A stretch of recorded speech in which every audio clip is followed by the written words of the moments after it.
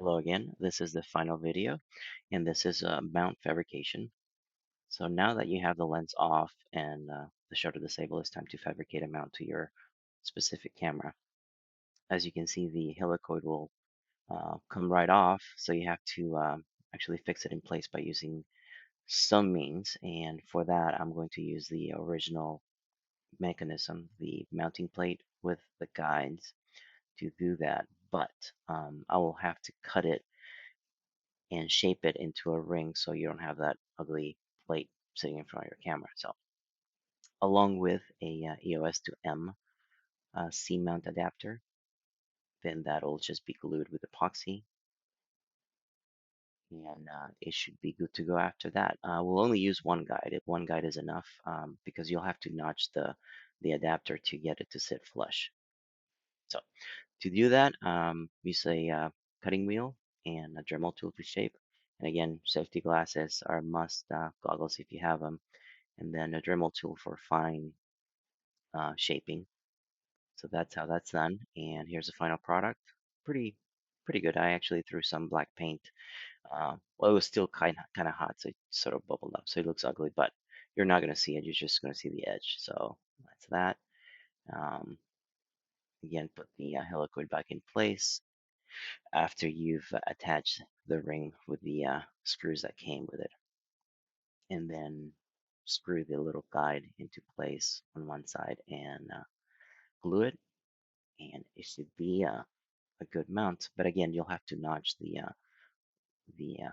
adapter to get it to sit flush, and you'll see what I mean here in a second. So find the correct screws that came out of those holes,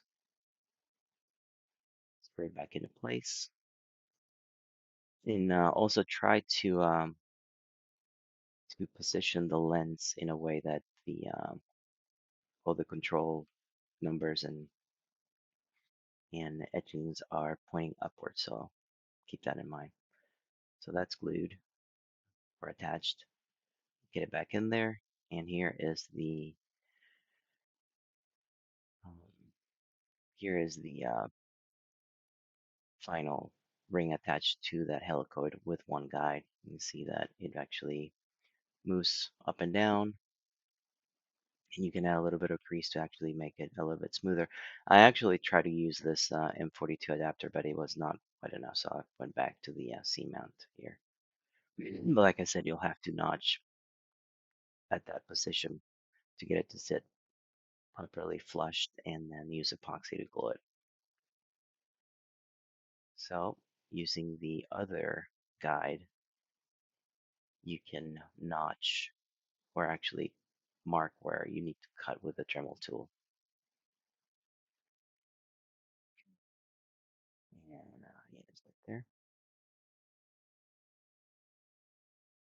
So just use a screwdriver or something to and then mark what you need to cut and grind down and make room for that guide.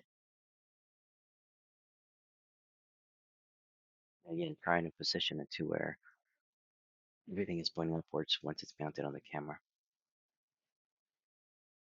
So once you get that etched, you take it outside or wherever you have your Dremel set up and start grinding away.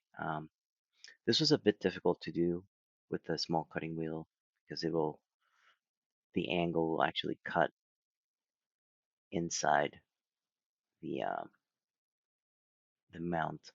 So for the other build, I did something different, and I'll talk about it in the end. But once that's notched and you see that you get it deep enough, it'll sit flush properly.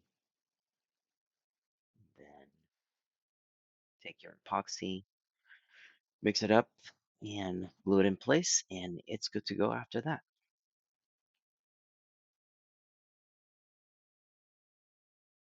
And they do sell, I believe, the adapter for these, especially made, I believe is for a Nikon or something like that, but it's like really expensive. So um, the mount is like 10 bucks or so, even less if you buy several from China, and I bought a bunch to do this. So it's good to have on hand. Also, you can use, here's what I fabricated for the other one. It's just a nylon washer, and I cut the guides and screwed it in.